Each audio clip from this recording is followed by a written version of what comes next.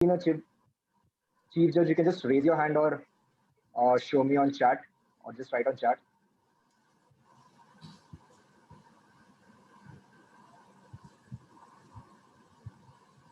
Right. We have Rajendra, only Rajendra. Okay. Okay. Great. And others are not, have never been chief judges. Okay. Okay, Ronak, we can begin. Sure. So I'm just going to start recording this and then we can. All right. Good evening, everyone. Welcome to yet another session of Wednesday Wisdom. And thank you so much for joining this session. Once again, I know it's a busy work day, but finding time for something like this is truly invaluable. And it certainly affirms to the fact that everyone over here is here for learning something new. So once again, thank you so much. At the outset, let me once again thank the division directors, that's Ankit, Aaron, and Hardik, for giving me this opportunity to run this session called Wednesday Wisdom since last 6 months. We've been doing so successfully, and it is due to their blessings. And hence, I find this session truly interesting and very special because today's host is a host or the speaker for the session is none other than our dashing division director for Division M, Ankit Das Gupta. But before that, let me talk about something which is, truly prevalent during this time. And I think we should definitely talk because there's so much of, negativity and anxiousness about COVID generally being around. And, with vaccines being around the corner, I have just seen queues of people lining outside COVID centers. And I think the word is hope here. So truly, this is a season of hope. This is a season where we are going to beat this unknown enemy that has terrorized our life for almost past year, and it is also the session of contest. And with that, one of the most important roles for any contest is, of course, the chief judge. And today we are going to decode of what it means to be a chief judge and basically everything that goes around that. So without much ado, let me welcome today's speaker for the day. So today's speaker is Ankit Das Gupta, as I said, distinguished Toastmaster Ankit Das Gupta. Though this person requires absolutely no introduction, but let me try and introduce him in his own words. So Ankit has been a Toastmaster for over 6 years. He is presently serving as a Division M Director in District 98. Previously, I served the district as club extension chair, area director, and assistant division director, and has also served as a club officer multiple times. Professionally, he is a banker working with Standard Chartered Bank. Along with public speaking, he's passionate about running marathons, playing sports such as football and basketball. I think that's clearly evident from the fitness freak that he is. And of course, when I asked him what his favorite quote is, he said, "We must all face a choice between what is right and what is easy," which was said by one of my favorite character of all time, Albus Dumbledore. With that, let help me welcome as I welcome under spotlight today's speaker, Ankit Toastmaster Ankit Das Gupta. Ankit, over to you. Thank you, Ronak, for the warm introduction. Just wanted to check, am I properly audible and visible and is Ankit, my I internet think proper? we can't hear you. No, he's audible to be. Yeah, I think Ronak, there's some internet issue at your side. Just can anyone of the guests also confirm Ankit, if you're audible, yeah. You are Ankit is audible. audible and Yeah, visible you're properly? audible. Yeah, sorry. I had an issue. Okay. No problem. You're audible. Yeah. Okay. So thanks, Ronak. I would request Ronak if you can just spotlight me. And to everyone, welcome to the Chief Justice Training Program. Today's program is a subsequent program to the one that we had last time. That was the Judges Training Program. Chief Judges Training Program is basically a superset of that. And if you have attended Judges Training Program, this will be helpful for you because due to the essence of time, I'll go quickly over a lot of things about. I'll not go into depth of what a contest is, but I'll share more in detail about what a chief judge's role is specifically. And then at the end, we'll have questions. How I've categorized the session is that first we talk about the contest planning. Then we'll talk about what is the chief judge's role before, during, and after the contest. Post that, I'll be talking about what happens if there's a technical glitch in a contest, and if a contestant is has to go out, what does the chief judge have to do? What are the rules? Then we'll come to protests. Chief judge has to manage protests. So how will the chief judge manage that? Lastly, I'll touch upon some points from the speech contest rulebook and what are the amendments that have been made in that speech contest rulebook. So before we start with the session, the speech contest rulebook, I want, if you are going to take up a chief judge's role, I want you to go through the chief judge's, the speech contest rulebook from A to Z, because that is the Bible for any person contesting in a contest or any contest official. So if you're a chief judge, it's important that you go through the speech contest rulebook, because all the contest rules are present in that rulebook. Please go through the latest speech contest rulebook, which is the 2021 speech contest rulebook. Let's start then. Ronak, can you move to the next slide? So what we'll do is I'll go through everything, and in between I'll take some break for question and answers. So if you have any questions, you can ask in between, and I'll answer that and then move on to the next aspect. I know here there are very few people who have been chief judges before, and there are many new Toastmasters here. But a chief judge's role, as an essence, is that you have to have been a judge before. So it may be a bit difficult for some of the new members to understand, but bear with me. If you have any questions, I'll answer all those questions at the end. So first is about the contest planning. Next, Ronak. In the contest planning, the most important people are the contest officials. And the contest officials are, one, the contest chair, who oversees the whole contest in terms of being the host. I'll just go through the whole slide. Yeah. So the contest chair is the one who normally selects the chief judge. In some clubs, there can be maybe the VP Education or the contest chair together selecting the chief judge, but it's ideally the contest chair who selects the chief judge. The contest chair also briefs the contestants. He or she conducts the draw for the contestants' order and then selects the topic, and he or she also selects the topic for table topic contest. This is very important, as we are having the table topic contest this time. We are having the international speech contest and the table topic contest. These two contests are going to be held in this cycle. So the contest also selects the table topics for the table topic contest. After that comes the chief judge. The chief judge is, as the name suggests, is the chief of the judges. He or she has to select. I would request anyone who's not speaking to go on mute. Abhishek, can you please go on mute? Thank you. So the chief judge is the person who selects the voting judges, selects the tiebreaker judge.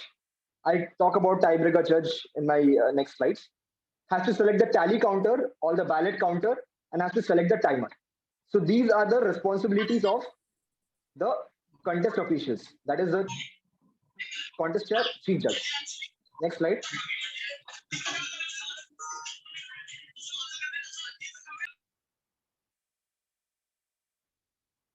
So this overall says about who are the contest officials and how many do you need. So if you can just go through it, I have segregated it into club, area, division, and district. Let us just focus on club for the time being. For a club, you need a contest chair, you need a chief judge, you need minimum of 5 judges. Minimum of 5 judges are needed for a club contest. You need a tiebreaker judge, you need 2 tally counters, and you need 2 timers. So this is recommended for a club contest. But we all know, we have been through our meetings and all, there are always backouts at the last moment. So it's always better to have fillers or more judges with you. So if the minimum is 5, have at least 8 judges as a contest, as a chief judge, as you are the one who's going to select the judges. Next slide.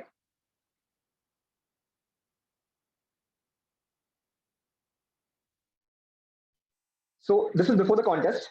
Ideally, the area contests have already been determined. So if you want to know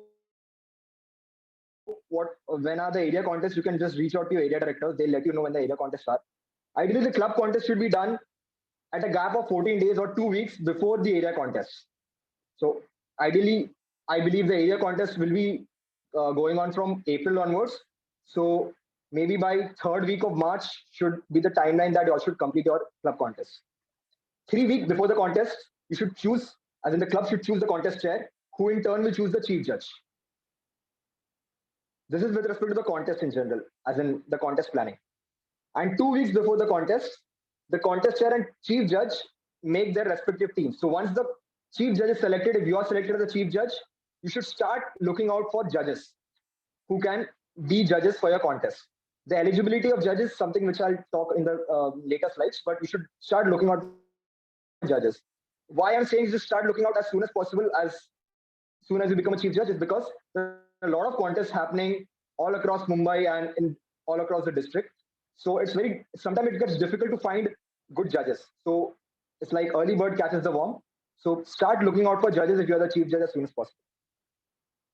1 week before the contest, have all the photocopies ready. Photocopies is with respect to the chief judge's kit. I'll be explaining what the kit is also. And 1 week before the contest, have the chief judge's kit ready. That is what I was talking about. Next. Now we start with the actual chief judge's training. What are the qualities of a chief judge? Should be experienced. That means should have seen a contest before. Maybe may not have been a chief judge, but ideally should have been a judge before in any contest, or should have been a contest chair or a contest chair in any of the contests. Should be knowledgeable, should know what are the rules of a contest, because you are the person who will be responsible for the whole contest and people will be coming to you, asking you questions. So that is the reason we are having this training today, to make you knowledgeable about the chief judge's role. Be organized, have all your charter, have all your chief judge's kit ready. Be decisive, because there'll be a lot of areas where you have to take decisions. You'll come to know through the next slides what all decisions you will have to take. So you have to be decisive and you have to be fair. You have to go through the contest rule book and be fair to all the contestants based on the contest rule book. Next.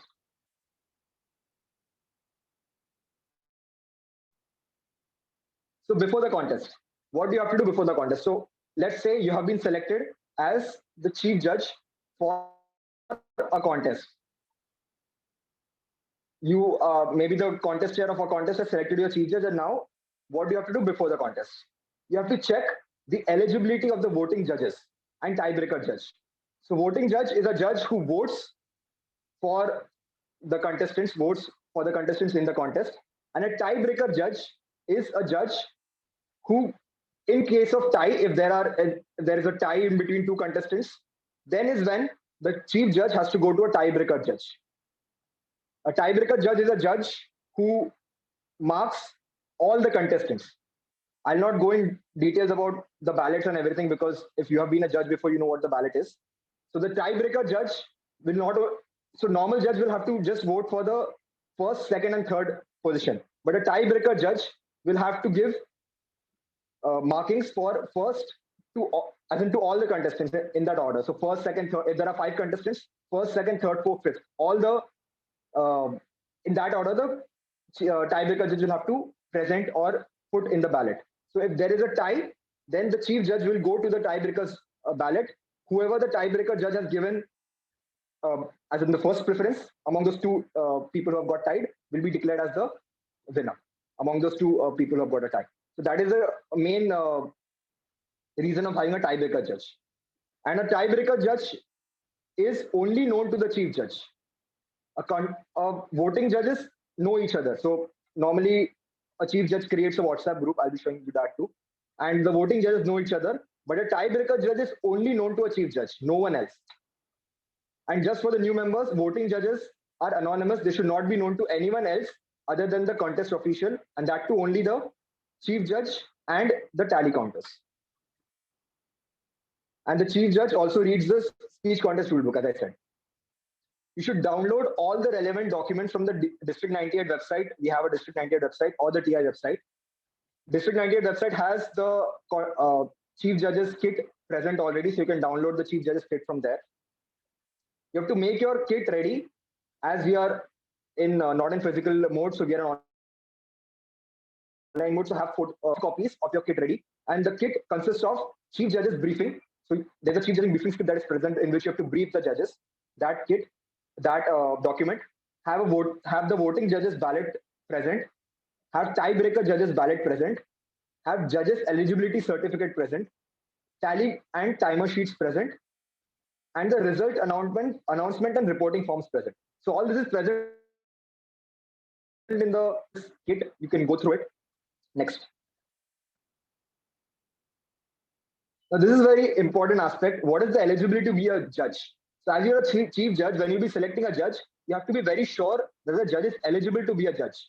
And the eligibility criteria is that the person has to be a paid member of a club in good standing, is that the club has paid its dues for this whole time and is eligible club. If you're not sure if a club is active or not, they'll let you know. At area division, let that go.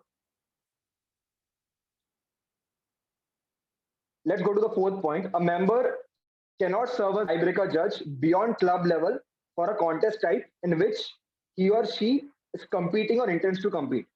So at a club level, it is okay if a contestant becomes a voting judge. Contestant of another club becomes a voting judge in another club contest. But beyond the club contest, it is not like it is a mandate to go ahead and become a judge if the person is going ahead as a contestant in the area contest. Also, a presenter of an education series or contest chairs, chief judges, they cannot be voting judges. Next.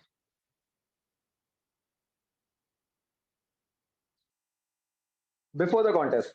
Now, this is also very important. Once you have selected your judges, your tally counters, and you have to select your timers. So once you have selected them, this is how it should go. You should create a WhatsApp group of all the judges, only the judges and you, because you are the one who knows the judges. Remember that. So you have to create a WhatsApp group for the primary communication with the judges. It becomes easy for communication. In that WhatsApp group, you can share the different documents that I showed in the chief judges kit. You can share it with the judges for them to know, like the judges ballot, everything you can share with them.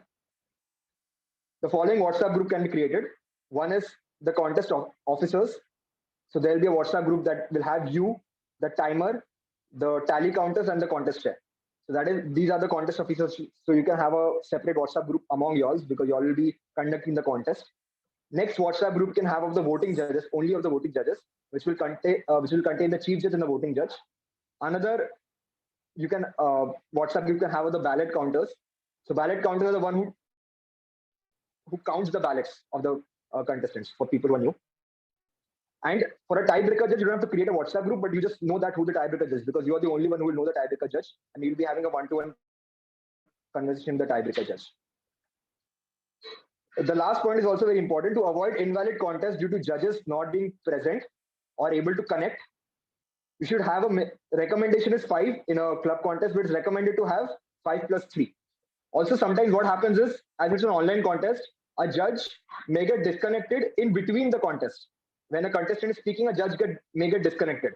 If that happens, it's on the integrity of the judge to tell you that I have got disconnected, and you should not allow the judge for the whole contest because it will not be fair to the other contestants. Remember, the entry criteria for chief judge is to be fair. So if a judge gets disconnected in between a contestant's speech and the judge has not heard one of the contestants, you should not allow the judge to be part of that contest because he or she will not be able to give a fair judging for all the contestants. Next. Briefing the timer. So now, how to brief the timer. So this is also something that you will have to do. For the timer's briefing, you already have a script ready, so you can go through the script, but I'll just quickly talk about some important things. The timer will know the role because the timer will have to be on Zoom, but there are 2 timers specifically, timer 1 and timer 2, and this is very important for you to know. Timer 1 is the timer who shows the timer cards on screen. So the Zoom screen, everything will be shown by the timer 1. And the timer 2 is the one who records the time. So there are two timers. Timer 1 will also record the time, but will only be showing the screen. And timer 2 is the one who just records the time. And you will be taking the timer 2's sheet for your for the contest. So remember that there's a confusion that people have which timer's sheet should be taken. The timer 2 sheets should be taken for the final tally. So you will come to know which contestant has got disqualified because of time or not through that sheet. So it is the timer 2 sheet which has to be taken. Next. Ronak, next. Tally counter. So tally counter, ballot counter. So I'll just briefly talk about them. Tally counter, ballot counter are the ones who tally the total votes of the contestants as per the votes that have been given by the judges, that is the voting judges. So let's just keep to that. If you have any questions on that, we can talk about this later. So now I'll just pause for a minute, and if there are any questions on what we have discussed, I'd be happy to answer. If you have any questions, you can just unmute yourself and ask. I have one question. In one of the slides, I'm Kavya here. Kavya. In one of the slides, I happen to see that CJ and VJ are not supposed to be from the same club. So it was written in red below in one of the slides. So is it that for our club contest, chief judge cannot be from our own club?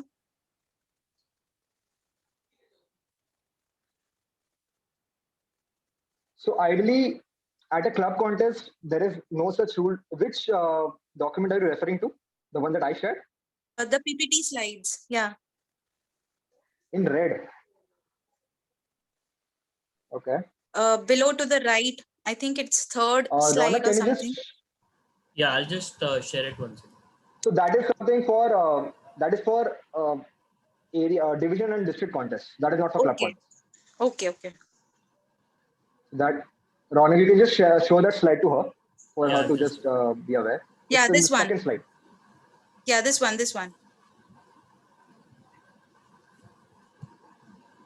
So this is in case of division and district. This is only for division and district, not for club anymore. Yes, it's case of division and district. Yeah. Okay. Basically, may I have a word, please? I'm Rajendra here. I think what it is saying is that they should not be from the club of the contestant. That means, say, for example, the club XYZ has a contest, then the CJ, VJ or the TBJ should not be from the XYZ club. Right. So that is the thing. Thank you. It's for, I'm not delving deeper into it because it's for division and district. So because of the essence of time, we'll not go through that. But that was a question, right, Kavya? And that doesn't apply to a club contest now. Yes, my doubt is clear.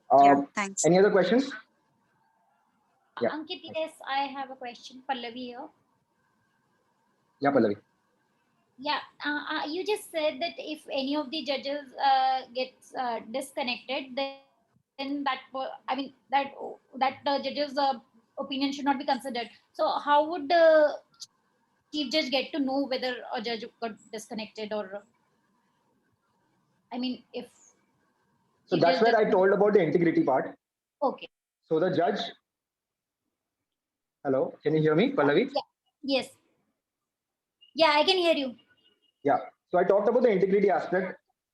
As when you're giving your when you're doing the judges briefing, at that time itself inform the judges that let us ascertain to the IRSC values of Toastmasters, and first is integrity. So if you are disconnected, you can inform the chief judge that you have got disconnected, and the chief judge can keep you aside. Otherwise, what I also normally do, which is time consuming but can be done, is before every contestant speaks, I just check with my judges if everyone is present, and then I give a go ahead. So if I'm a chief judge, so that is also something that can be done. But in between the contest, obviously, then the judge should inform you because you not have a tab of it. Okay, I get it. Thank you. Yeah, I have one question, Ankit. Okay. Can you hear me? Madhuvani here. Yeah. Timer 1 will be showing the cards. Timer 2 will be recording the exact time of the speaker. Can you hear me?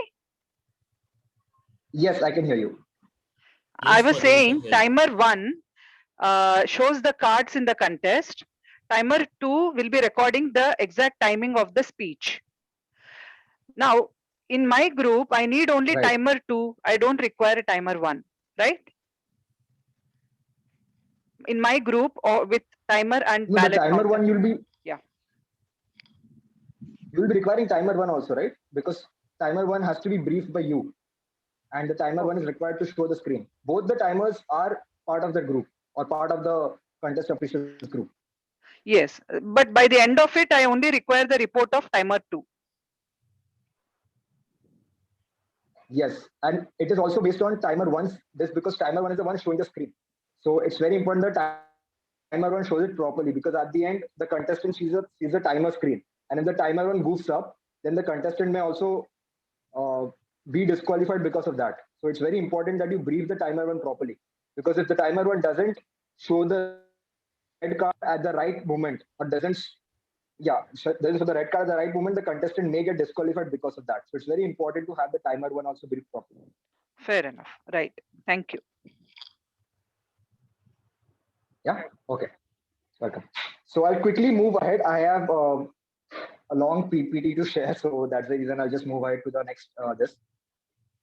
So I'll be quick here. I'll not go in depth details because a lot of things have to be covered. So during the contest, the important things that I'll just say is that ensure that everyone is present in the room and everyone has been briefed. So the contest chair briefs the contestants, and your responsibility is to brief the voting judges, timers, and the ballot counters. So everyone should be briefed before the contest. You are the one who should give the permission to start the contest. So the contest should ask you, Chief Judge XYZ, can I start the contest? Then you give the permission, yes, based on if all the judges are present in the room or not, and then the contest starts. So that's the reason you have the responsibility. Ensure that decorum is mentioned, fine. You have to collect the timer's card after the contest is done. After the entire contest is done, only then you collect the timer's card. Remember this. Collect the tiebreaker judge's ballot. That is also important. You have to collect the tiebreaker judge's ballot along with the judge's ballot. And if you tabulate the winners with the tally counters in a separate room. So once the contest is done, you will be taken to a breakout room by the sergeant. Only you and the tally counters will be present, and you all will be tallying the votes. You have to deal with the protests, if any. There's a very important aspect. I'll be delving into that too. What are protests and how to go about that. And you have to give the results to the contest chair. Remember, you have to give the results to the contest chair. And if a judge out, he'll be automatically disqualified. So that is something I've already said. Next. Now this is specific to the table topic contest. So table topic contest, as you know, is in a physical table topic contest, you knew that only one person has to be present one contestant has to be present in the room and others should not be there. So even for the same for the table topic contest, others should be in the breakout room, and you as a chief judge should ensure that everyone other than the first contestant is present in the breakout room. Every contestant other than the first contestant. Only once you have seen them present in the breakout room, and then can you go ahead and say the contest can start. In the breakout room, along with the contestants, also the sergeant at arms has to be present. So there will be two sergeant at arms in the session, in the contest. One sergeant at arms has to be present in the breakout room, along with the contestants, and the contestants' video should always be on, and their hands should be visible. That because there can be issues wherein the contestant may want to see, so there can be a lot of issues. So that's the reason always have the hands visible of the contest, as in the sergeant has to ensure that. Okay, so that is basically with respect to table topic contest. Once you're aware about all these things, only then go ahead to have the contest or start the contest. Next. After the contest, you have to fill as a chief judge. Once the contest is done, you have given the results to the contest chair. The contest chair has declared the result. Yes, one more thing. When you're giving the results, also along with the results of first, second, and third, also please mention if there are any disqualification based on time. This is also very important because you'll be having the timer sheet. If you see there is any disqualification based on time, then that person will be disqualified. Even if that person is in the first three, he or she will be disqualified. When you're giving the final results, you will have to say in this way. For example, let's say there are total, you have got the first, second, third winner, and there is a person who's got disqualified. So you will have to say to the contest chair that the winners are first place this, second place this, third place this, and there's one disqualification based on time. You will not say who got disqualified, but you have to say the number of disqualification based on time. That is also very important because the people have to know that there has been a disqualification based on time. And you are the one who will know that because you have the timer sheet. And the timer here also has power. If when the contest chair is giving the results and you have forgotten to say that there has been a disqualification, the timer has the responsibility to stop the contest chair in between and say that there has been a disqualification, because it's only the timer and you who know that there was a disqualification. That is also something that you can brief the timer when it's present in the chief judge's script, so you can go through that. So yes, as a chief judge, fill the contest report. Once the contest is done, fill the contest report. I'll show you how the contest report looks. Ensure that all the fields are filled properly. You have to send the contest report immediately to the PQD. It's pqd@district98.org, because the PQD has to know who is the person from the club who will be representing in the area contest immediately after the contest. Also, you have to send the notification of the contest winners, as in the contest report, to the next level contest chair or the district officer. So the contest chair would not have been decided by then, but the district officer. So for example, if you're the chief judge at the club level, then you have to send the notification to PQD, and you also have to send the notification to the area director, because the area director is the next level district officer. Similarly, if you're chief judge at an area contest, you'll have to send it to PQD and the division director, because the division director is the next level. This is how it progresses. Next. This is the contest report format. This is present on D98 website, district98.org. You can go there, you can find this over there. If you're not able to, if you still want to find it, you can just Google contest report form. Toastmaster International will get the contest report form. In this, you have to notify the contest winners. So you have to notify who is the first place, second place, third place, and places after that too. So all the places have to be notified in this form. And all that submitted by and all that. You can just go through it. It's pretty explanatory. Next. So this is the link, but as I said, you can find it on D98 website. Next.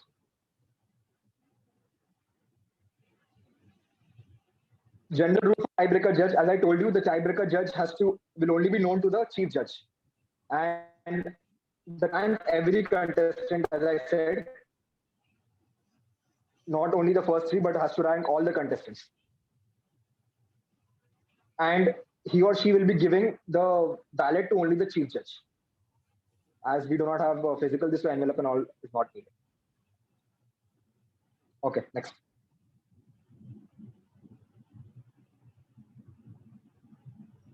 Ronak, next. Yeah. So this is just general hygiene rules. Try to enter the Zoom meeting before 30 minutes before the contest, so that happening starts. Collect the ballots through electronic communication, example WhatsApp, but ensure that the ballots have the judge's signature present.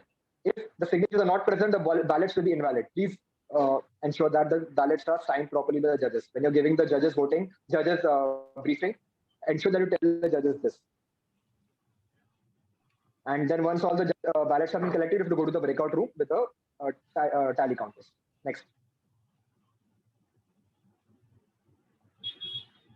In case of technical failure, so there is a slide which I have in which the district has given what are the different rules to be followed in case of a technical failure. So I'll come to that slide later. So we'll just skip this slide for now. Next.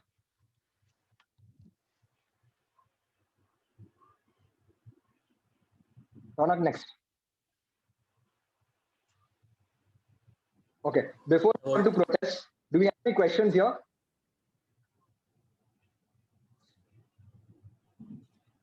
Any questions till what I have discussed till here now?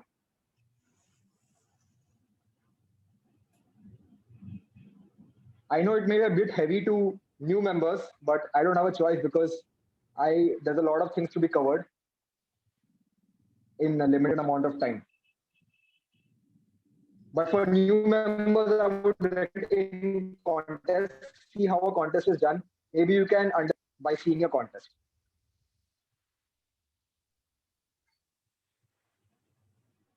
Okay. So if there are no questions, I'll begin with protests. So if you have been a judge before, a voting judge before at least, then you would have been part of the judge's briefing and you know what a protest is. A protest can be lodged by two people. The two people are, and only these two people can lodge the protest. One is the voting judge and the other is a contestant. Only these two people can lodge a protest. No one else can lodge a protest. Not the chief judge, not any other contest official, or not any audience member. Only the contestants or the voting judge can lodge a protest. A protest can be lodged based on originality.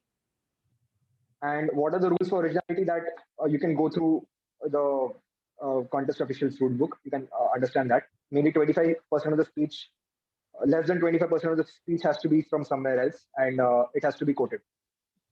And the protest has to be lodged with the chief judge and or the contest chair.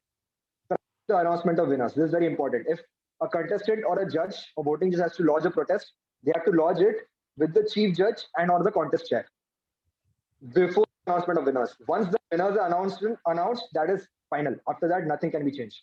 So if protest has to be announced before the winners are announced. As I said again, only the contestants and the voting judges can lodge protests. So when the protest is lodged, normally the chief judge comes to know that the protest is lodged. The chief judge will intimate the contest chair that the protest has been lodged, and then the chief judge will stop the contest, or a contest would already been over by then, and the interviews will be going on. So the chief judge will be telling the contest chair that the protest has been lodged. So the contest chair will have to ensure that the sergeant at arms sends the chief judge along with the voting judges to a breakout room. And once present in the breakout room, the voting judges and the chief judge will be present, and the person who has lodged the protest will be coming. Maybe the contestant or the vote protest will be there. We'll have to show the proof of the protest. As in, what are the proofs that the person has to give? Only once the proofs are presented, then post that the person can go out of the room, and the person against whom the protest has been raised can come, and that person can justify if the chief judge feels that the person needs a justification.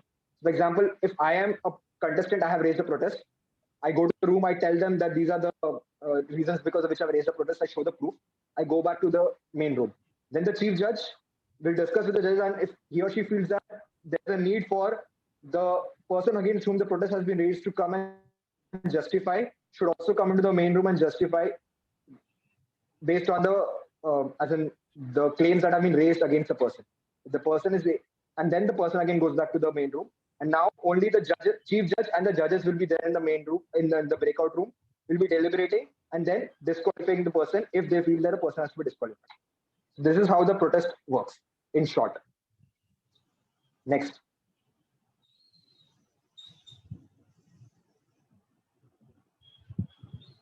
So all this is already covered. Evidence must be given an opportunity to respond. A majority of, so this is also very important. A majority of the judges must agree to disqualify the contestant. So it has to be a majority. There can not be an equal number, or a majority of the judges have to agree to disqualify the contestant. After a final decision is reached, the contestant and the judges, voting judges can return back to the main room. And then the contest chair has, the chief judge has to tell the contestant that the contestant has got disqualified on the basis of maybe eligibility or originality. Eligibility, based on eligibility is, so based on originality is where the protest can be raised. A contest chair can disqualify contestant based on eligibility. So if a contestant is not eligible, the contest chair can disqualify the contestant before the contestant comes and participates. Any questions here with respect to the protest? I think there should be questions because protest is a very gray area that normally people have.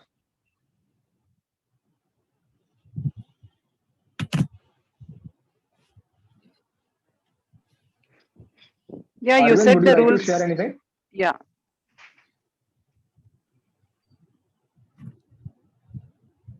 Yeah, Madhuvani, please go ahead. I was saying you already said that the rules are there in the rule book. So I'm not taking out that point which is for protest. Like not repeating or quoting the name of the contestant Sorry, I didn't and hear you. other What's the things. question? No, what I am saying is you already mentioned that Yes, yes, so that will be written in the rule book. Yeah. Yeah, that's right. I'm coming to it. I'm coming to it. Yes. Thanks for bringing it up. I'm coming to it. Okay. Any other questions with respect to protests in general?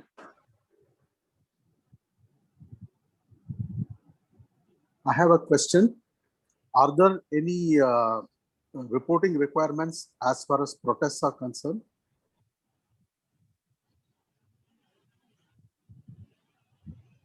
With respect to protests, the only reporting requirement is that you have to inform that the person has got disqualified. So you don't have to specifically say that there is a protest because of which the person has got disqualified, but you have to just say that person has got disqualified. That's it. There is no particular requirement for reporting. Okay, thanks. Yeah. I'll just again clarify with Arvind. Arvind, am I right on this basis? There's no particular requirement for reporting, right? In terms of the protest? No, there is no reporting as such, but when you're announcing the results, before that, if the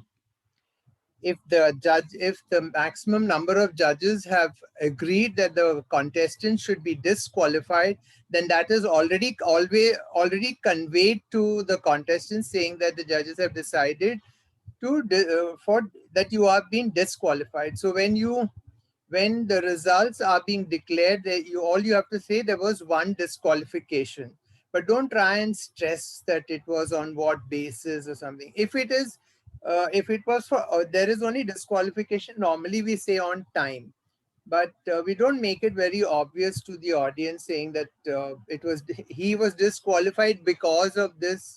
Should not be said is what I feel, but you can always say there was one disqualification.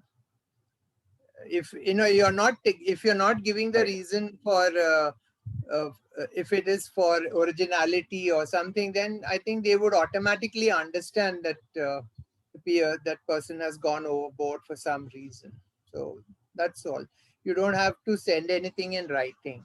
Only thing is, when you do the reporting part to the PQD's office, it's best to put the person's name in red. So when you at the bottom, after you have ranked all the contestants, and then at the bottom you just put it in red, disqualified. That's all the contestants who were disqualified. Now why do we do that? Is because for any reason these contestants should not go further in the contest for this season. Right. Thanks, Arvind. So as Arvind rightly mentioned, you have to, giving the contest report at that time, just put it in red, that the contestant, so that the PQD knows that the contestant has been disqualified. Thanks. Ankit, there is one question from Suniti. Suniti, yes, you have a question? Yeah. Yes, Ankit. Yes, so I have a question regarding disqualifications. So suppose you are conducting a table topics contest, all right, and you're the chief judge and you have a SA in the breakout room who's looking at all the contestants if they are following the rules. And suppose there is one contestant who is not following the guidelines of maybe raising the hands, or he thinks that he is maybe searching or reading something. So what do you do at this point? And SA informs you that there is this contestant who is not following the guidelines. So do you disqualify the contestant, or what is the next step that you would take as a chief judge?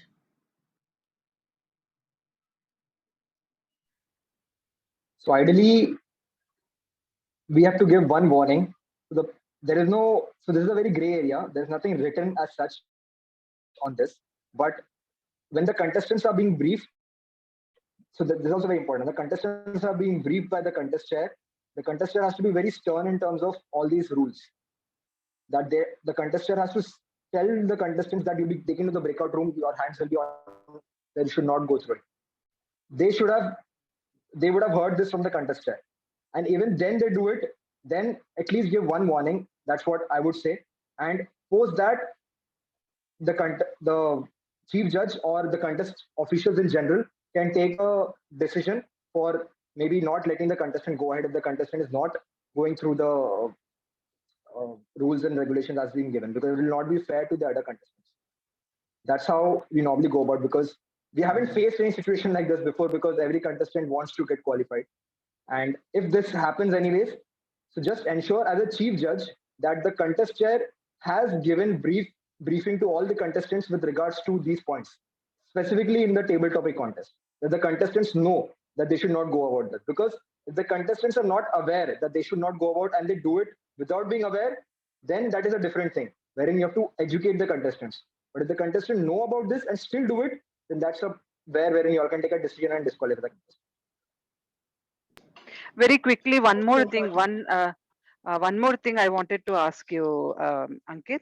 In the last table topic contest, one of the places where I was VJ, the contestant took the name of her post, VPM. So is it disqualified, or we can consider that? I had a doubt. Can you please clarify? Taking the name, Who took the name? of the contestant while she was, yes. While she was speaking, she spoke about the post she held in XCOM. Is it a ground for protest or no? I wanted to clarify that. That is not a ground for protest, but if the contestant has said it, then that is on the contestant's purview. But the contest chair should not say it, because normally what happens when the contest chair, when contestant announces or calls the contestant on board, the contestant should not say that this person, please welcome, this is the, like whatever, the vice president education of the club. The contestant should not say. If that is a requirement in the speech for the contestant, then it's okay. I believe that should not be a ground for protest. That is not a ground for protest, because it's only based on originality. Okay, thank you. But that's a ground for warning, that this kind of thing shouldn't happen if the contestant goes ahead. Right. Sunidhi, your hand is still raised. Do you have a question, or it's done? Okay, I'll move ahead to the speech contest rule book. Yeah, please go to the next slide. So these are the quick updates that have been present in the current speech contest rule book. Hence, I told you to download the current. So this is the eligibility of a contestant, which is something that you can go through.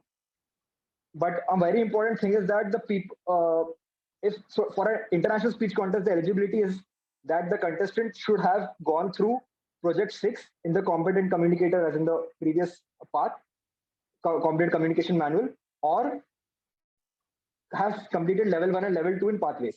So this is a query that comes in, who is eligible in terms of if the person has completed P6 or not. So at the time when pathways was in, like when it was applied to the region, at that time, before that, the person should have been a member. So if a person is a member who's joined after pathways has come into the picture and is still following the previous curriculum, then the person cannot go through the pathways, cannot take pathways as a eligibility for participating in a speech contest, international speech contest. Next.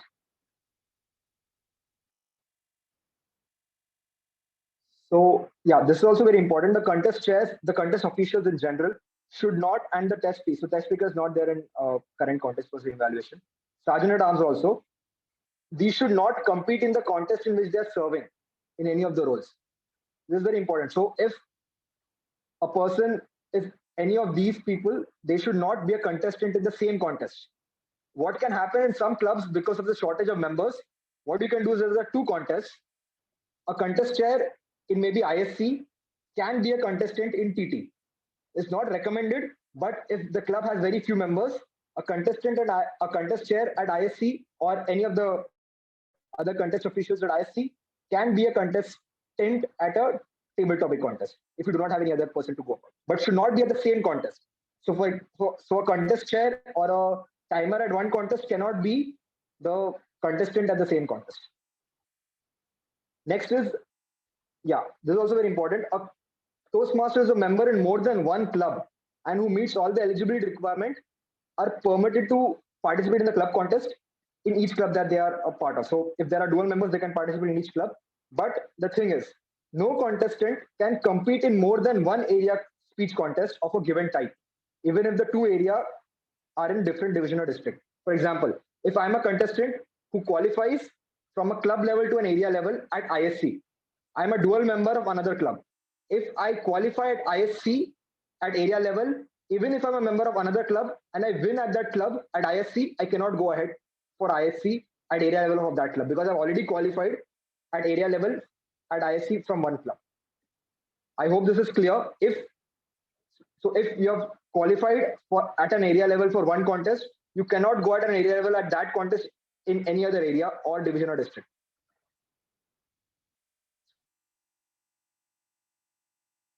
Next, eligibility to judge. So this is something that I've already covered. Yeah, next. Other highlights are that, so this is where another new update has come from Toastmasters International. Along with originality, if a contestant refers to another contestant or another contestant's speech, then that is a ground for protest.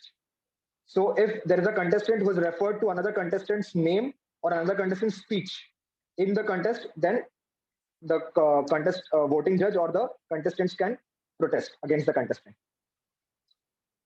The subject of the table topic contest will be determined by the contest chair. That, as I've already said, and this is a generic thing that the topic must not require detailed knowledge and must lead to an opinion or conclusion.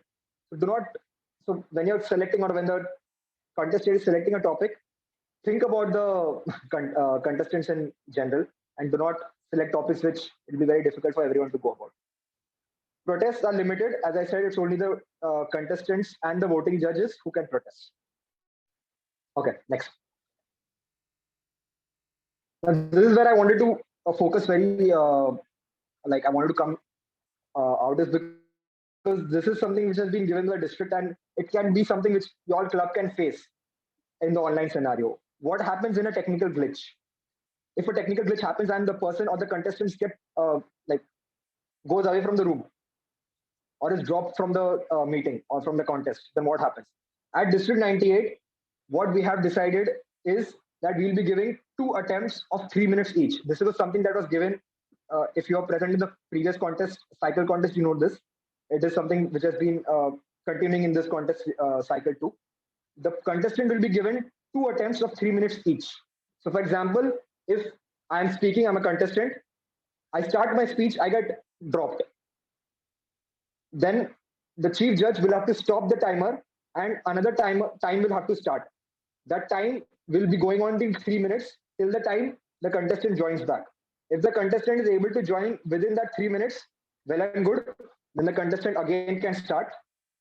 Again, if the contestant is disqualified, again the contestant will get 3 minutes to join back. So there are 2 attempts. But post the 2 attempts, the contestant will get disqualified. Another question which comes normally in this is, can we take the 2 attempts together? So the answer is yes. If a contestant gets disqualified and a contestant gets dropped and is not able to join in 3 minutes, you can continue the time till 6 minutes. If the contestant joins within 6 minutes, well and good, then the contestant can continue. But if the contestant is not able to join even within 6 minutes, distant. And what if the contestant joins within that 6 minutes? So maybe at 5 minutes, 50 seconds, the contestant joins and again gets dropped. Then the contestant will get disqualified because that 2 attempts or a club of the 2 attempts is over.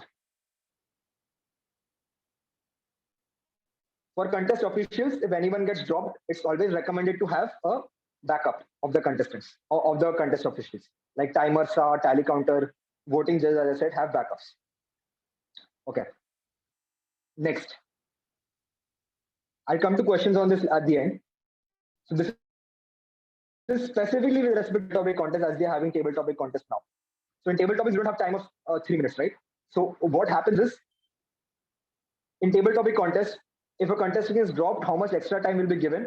A contestant has to join within 1 minute before being disqualified. In table topic contest, remember this. A contestant has to join within 1 minute. After the contestant, also the contestant has to start from where he or she was dropped. the contest chair can prompt the last word that was heard just for the contestant to be allowed. And extra 30 seconds can be given as a grace time. And during the table topic contest, once the topic is given, if the participant cannot turn on the video due to poor connection, can we allow the participant to talk even without the video being on? The answer is no. It is equivalent to being disconnected. If the video is not on, that means the contestant is not eligible to contest, because it means that we are not able to see the contestant. So that is not allowed. So the contestant's video should be on. Okay, so this is from my side. I know we are on time, but we'll now I'll open floor to question and answers. It was a very lot of things had to be covered in this. That's the reason it took a lot of time. But I'll just open the floor to question and answers. If anyone has any questions, you can just ask me.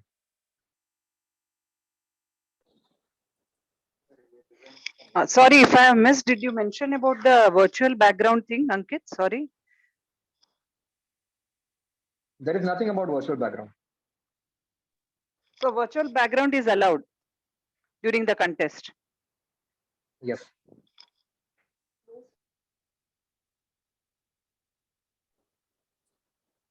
Ankit, I have a question. In a table topics contest, if contestants get dropped out of a breakout room, what is the process? Okay. So if the contestant gets dropped out of the breakout room, so ideally what should be done is that the sergeant at arms should tell the contest chair or the chief judge that the contestant has got dropped. The contestant, so ideally what happens is, when this is a thing in Zoom, if you are part of a breakout room, whenever you come into a session, you can again join the breakout room directly, right? That is something that the contestant can do, go directly to the breakout room. Another option that can be done is, if the contestant is dropped, the meeting room is anyways locked at that period of time, right? So the meeting room will not be opened till the contestant who's talking is done. Once the contestant who's talking is done, the chief judge will stop the contest, allow the contestant to go to the breakout room, and once that is done, then again start the contest. So the bottom line is, the contest room should be locked when the contest is going on, and specifically with regards to table topic contest. Correct, but what happens, during this time the contestant is not in the breakout room, the sergeant at arms has no visibility of what is happening with this contestant, and there's a good possibility that he may be getting an idea of the topic from somewhere else. That is true, but there is so it's like there's a limit till which we can go, right? Because if the contestant has to do something, the contestant can go any modes of doing it. As I said at the start, it's about the integrity aspect. So from our side, we can ensure as much as we can do as organizers. As I said, we can stop the contest when the contestant has spoken and allow the contestant to go ahead. But if the contestant in general is dropping off and showing some aspects of going through the speech, we cannot monitor that, right? So in Zoom meetings, that is a challenge that we can have. But as I said, when you're giving a briefing to all the contestants, it's very important to make the contestants understand the importance of integrity when the contest chair is giving the briefing. And I believe, and I believe that most of the contestants, all the contestants do follow that. But if this kind of a situation happens and you're not aware of it, then you cannot hold it to anyone, because you don't have any proof about it. Right. So the chief judge has to just rely on the rice values. Yes. Okay. Because at the end, it's an online contest, right? That's fine. Thanks a lot. Yeah. Okay. Yes. So we'll take some final questions.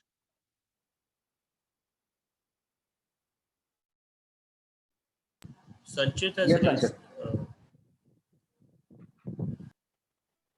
Yes, Yes, I had Sanchit. a question.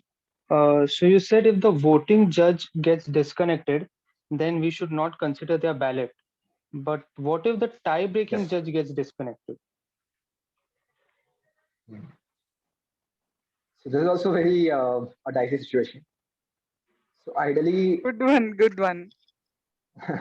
So Ankit, So, can I just yeah. so basically this had happened once, last Okay. and what we did was we ensured that the tiebreaker judge had logged in at least from 2 to 3 devices, because we know it is very difficult and it's very imperative for the.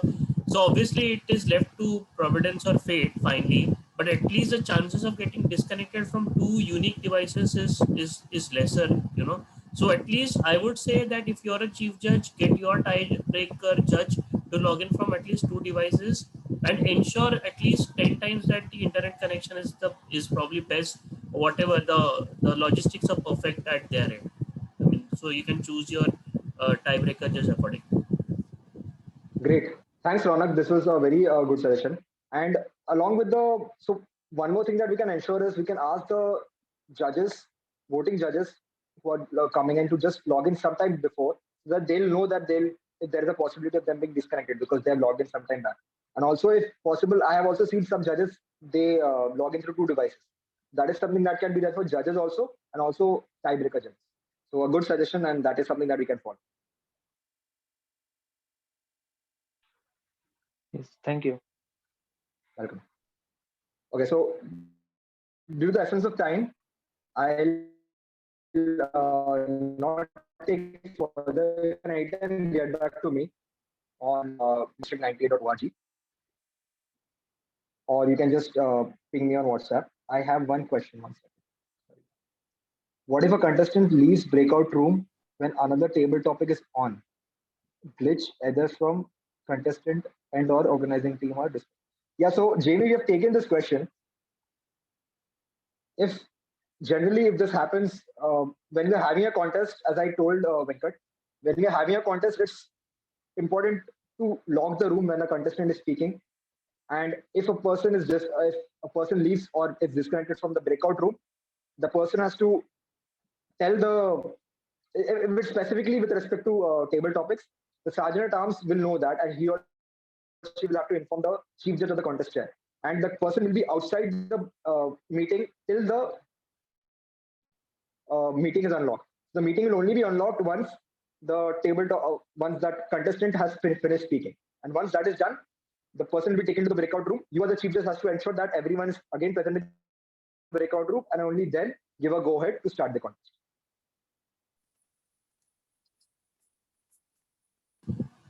Sure. So thank you, Ankit. I think since we are almost the fact like it's 10 o'clock, it's 10:05 in fact. What we'll do is we will officially close the session, today's session. Maybe we can if you're free, probably we can hang back for 5 minutes, and if any questions are there, we can try and see if we can get them. So thank you so much, Ankit, for taking this session. It has been super informative. I think you practically covered every aspect that can go wrong, especially during this uncertain virtual world of meetings that we are in. Thank you so much for taking us through and taking time out and helping all the Toastmasters understand the roles and responsibilities of a chief judge. And thank you everyone once again for attending. I know that a lot of people have been asking me for the older Wednesday Wisdoms. So today we will be uploading all the Wednesday Wisdoms on YouTube. So you can go log on to the YouTube and YouTube page and check out all the previous sessions that have been done. With that, I would officially like to close today's session, and I'll stop the recording. Anyone who has further questions, I think Ankit is here for the next 5 minutes. You can just ask the questions. Thank you so much.